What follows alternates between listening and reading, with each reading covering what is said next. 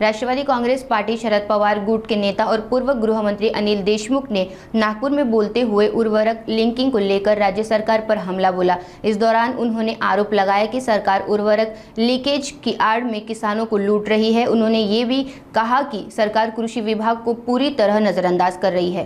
रासायनिक खताच्या किमतीमध्ये प्रचंड वाढ झाली आहे। ज्या खताची शेतकऱ्यांना आवश्यकता असते अशी डीएपीचं खत, युरिया 10-26-26 ही खतं मिळत नाही।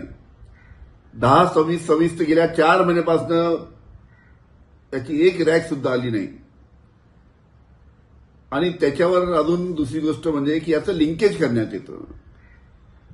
एखादा युरिया घ्यायचा आहे तर त्याच्याबरोबर तुम्ही नॅनो युरिया घ्या, नॅनो डीएपी घ्या, सल्फर घ्या।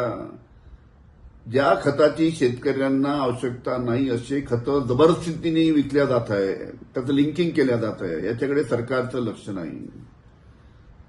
त्याच्यामुळे सरकारने अशा पद्धतीनं शेतकऱ्यांची लूट करू नये।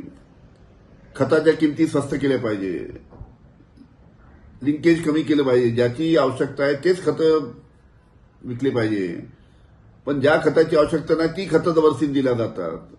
याच्यामुळे मोठ्या प्रमाणात शेतकऱ्यांची पिळवणूक होत आहे। या बाबतीत सरकारने लक्ष घातलं पाहिजे।